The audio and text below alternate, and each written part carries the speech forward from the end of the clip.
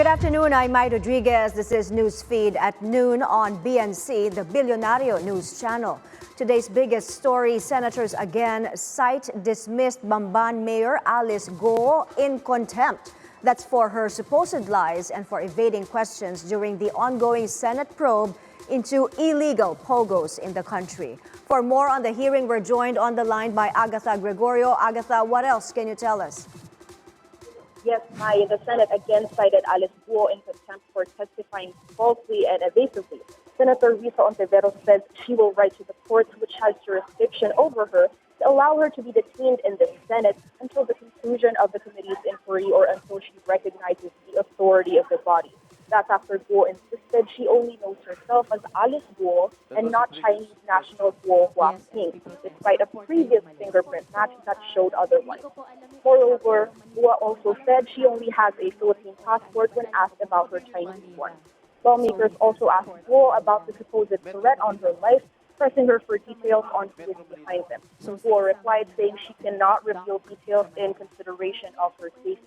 Senator Bato de la Rosa offered to help her amid the alleged death threat if she tells them information about it. Guo said she would talk about this, but not in public. She also later revealed the death threat is coming from someone in the Philippines. Back to you, Mike. Agatha, what about Guo's alleged cohorts? Sheila Guo and Cassandra Leong, are they at the hearing? My Sheila Guo is at the hearing, but Pogo Lucky South 99 representative Cassandra Leong is noticeably absent again. According to a House committee, Ong is still confined in a hospital and may be discharged tomorrow. A Senate committee also approved a motion to issue a subpoena for Sual Pangasinan Mayor Dong Kalugay after absences in hearings on the matter. Senators right now are still trying to extract useful information from Alice Guo that was the Gusto mo bang lumapit pa kami para ibulong mo sa amin, Alice? Yes, and JV. Yes, Madam Chair. Is it okay if Alice could narrate to us yung kanya pong istorya, yung kanya pong escape story, so that we can compare it doon kay Sheila, no, kung talagang totoo. Ngayon pa lang, magkaiba na eh. Isa small boat to big boat, ito yate. So probably, kung pwede lang, Alice, hindi naman ito makaka-apekto sa iyong mga kasong pinail sa iyo, pero gusto lang namin malaman kung paano ka tumakas, kasi matutulungan mo din ang komite para at ang lahat, para malaman natin kung sino yung mga tumutulong nang sa ganun yung mga kriminal na tumatakas, hindi ito maulit. Yun lang pagtakas mo, pag gusto natin malaman. Pwede mo inarate sa dahil, Madam Chair? Salamat, Sen. JV. Yes, unang-una, pakisulat na sa papel yung may-ari ng yate at yung facilitator sa yacht ride nyo. Pangalawa, ikwento mo yung naging biyahe nyo at ruta mula sa Manila sakay sa yate.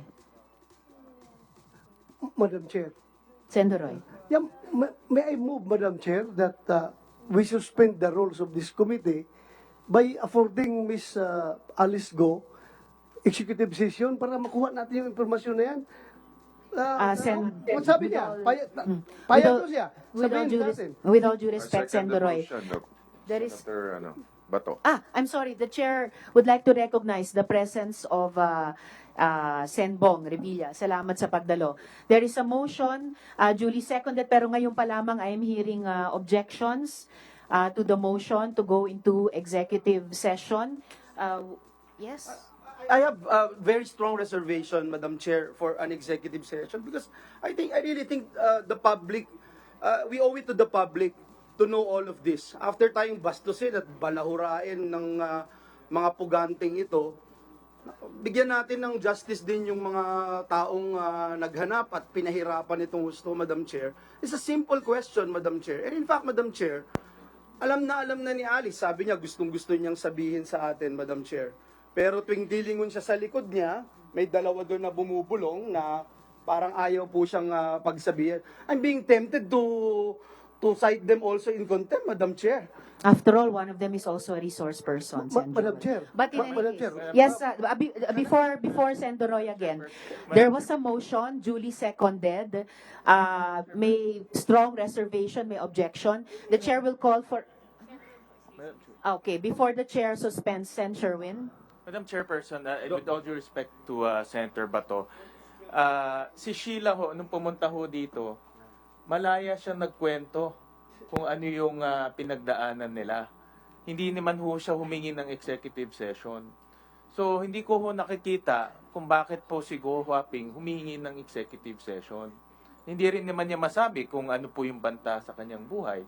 Kung may banta ho sa kanyang buhay, bakit ho si Sheila Go wala hong banta sa kanyang buhay?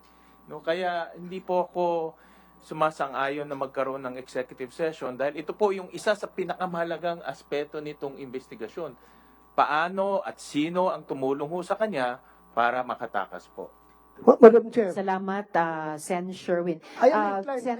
Duroy and then the minority leader. I am inclined to withdraw my motion, but before that, I would like to explain my position on this matter. Madam Chair, alam ko yung nararamdaman ng aking mga colleagues. That's why I'm inclined to withdraw my motion. Pero ang sa akin lang, andito na si Sheila Go. Kung sige tayo insist na he has to divulge that information openly, in open hearing, hindi talaga siya, magmamatigas siya. Whereas kung mag-executive session tayo, ibibigay niya for our own consumption, at least may ma-extract tayo information at magagamit natin somehow, Madam Chair. Yun lang ang akin, parang pinulis ba? Pinulis na pag-iisip. Sayang din yung informasyon na yun pag hindi natin makuha. Magmamatigas yan, wala tayong magawa. Hindi ba natin yan pwedeng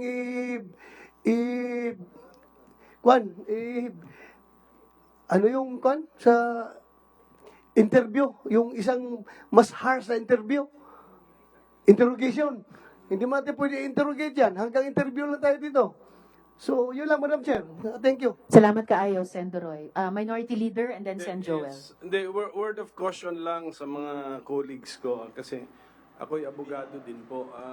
Those were live pictures from the ongoing Senate hearing into illegal pogos. All eyes still on Alice Guo, right now being grilled on her escape story. Senators zeroing in on who owns the yacht she supposedly used to flee, who helped her escape, and the route that they took to leave the Philippines. Keep it here on BNC as we continue our special coverage on that story after the show. Meanwhile, over to the hearings of the House of Representatives, more names of high-ranking officials allegedly linked to pogos are expected to come up. House quad-comm panel co-chair Dan Fernandez also tells BNC's at the forefront. The hearings will shed more light on former presidential spokesperson Harry Roque's direct link to pogos through his connections with Lucky South 99. Kung meron talagang arrangement na with the DOJ to enter Alice Guo into a witness protection program, those people have to be worried. Because kapag nagsalita na si Alice about those binigyan niya, and si Cassandra Leong na nagbigay din siya, I think that will be so big for all of us. In other news, the House Committee on Appropriations quickly terminates its deliberations on the proposed 2025 budget of the Office of the President.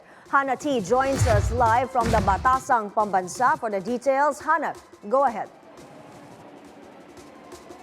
The Office of the President's budget briefing lasted only over 15 minutes due to a motion raised to extend inter-parliamentary courtesy to terminate the proceedings early. This is a common practice in the House to show respect to the President. Representative Raul Manuel objected to the motion, which led to a division of the House. In the vote, 48 members supported the motion while 3 opposed, ultimately passing the motion and cutting the session short. The proposed 2025 budget for the OP stands at 10.51 billion, a slight decrease from last year's 10.71 billion.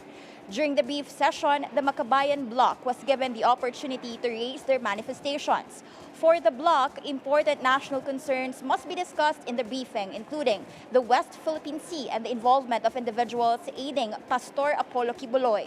They also pointed out a significant portion of the OP budget, 4.56 billion, allocated for confidential and intelligence funds. However, it was ruled that these issues should be discussed in the plenary rather than during the budget briefing. The plenary debate on the 2025 budget is set to begin on September 16. Hannah, are there any other budget briefings today? Yes, my other hearings scheduled today include the Presidential Communications Office budget briefing, or PCO, with the newly appointed Secretary Cesar Chavez facing the House Appropriations Committee for the first time. The Department of Migrant Workers, or DMW, is expected to present its budget at 3 p.m. Thank you, Hannah T, reporting live from the Batasang Pambansa. We're taking a short break. Still to come, dozens are dead in a fuel tanker explosion in Nigeria. Details when Newsfeed returns.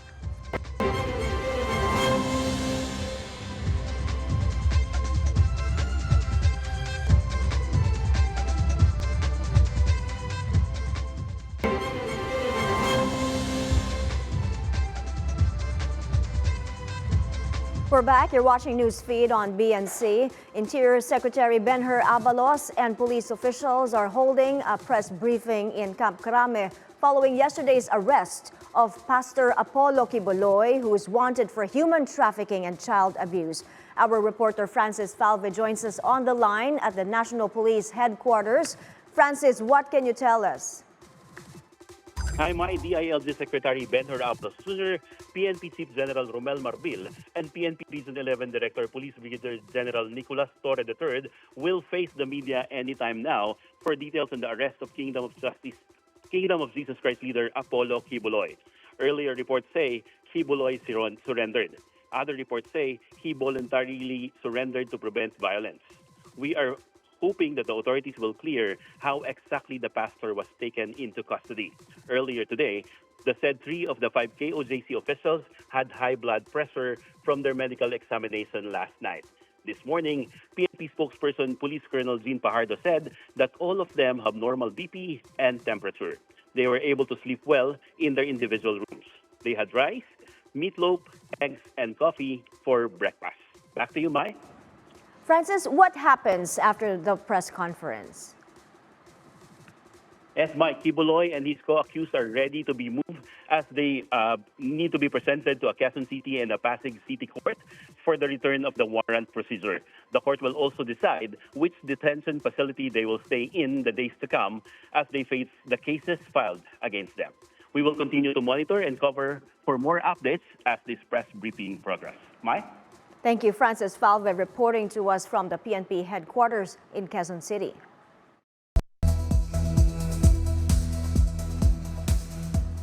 Tragedy in Nigeria, where at least 48 people are killed in a fuel tanker explosion.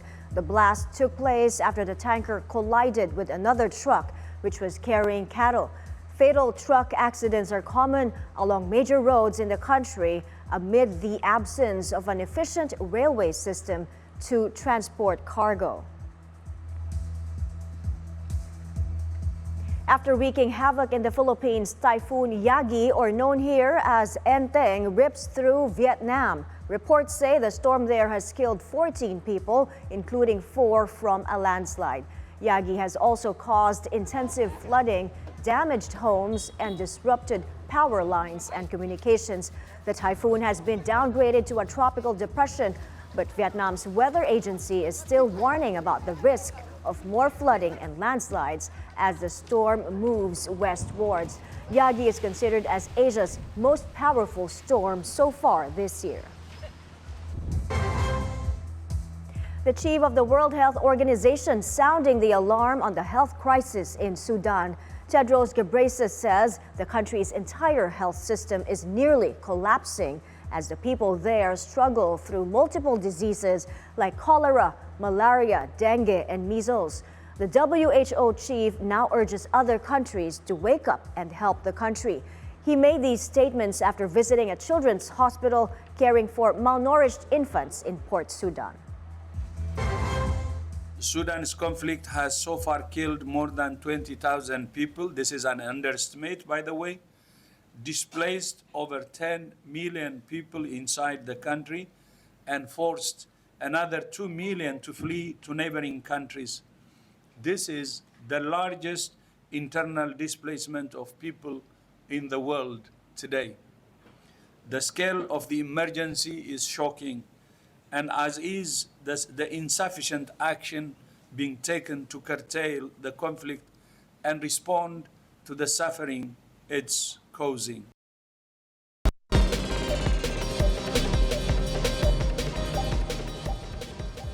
The Philippines' dollar reserves rises to its highest level in more than 2 years. Gross international reserves, or GIR, inched up in August by about 0.2% to roughly $107 billion from the previous month.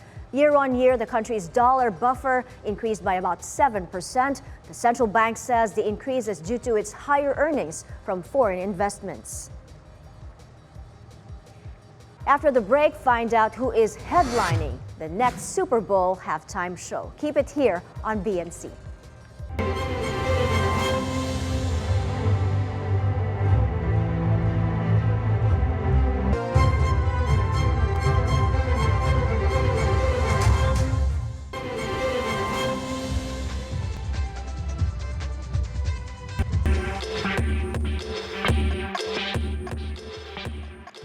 You're back on Newsfeed here on BNC. Despite the rainy weather, cheery spectators turn out for the closing ceremony of the Paralympic Games in Paris. During the show, the 169 delegations paraded to the tunes of some French classics. Around 24 French DJs also played in the event. The Paralympic flag was later passed from the Paris mayor to her counterpart in Los Angeles, where the Games will be next held in 2028. The headliner for the next Super Bowl halftime show has finally been announced. Taking the solo stage is Grammy-winning hip-hop artist Kendrick Lamar. He previously performed during the halftime show in 2022, along with Dr. Dre, Snoop Dogg, Eminem, and Mary J. Blige. The next Super Bowl will be held in New Orleans in February. And those are the news this hour. I'm Mike Rodriguez. Stay tuned to BNC for our special coverage on the ongoing Senate hearing into dismissed Bamban Mayor Alice Guo and illegal pogos in the country. Bilyonaryo News Channel, always on top.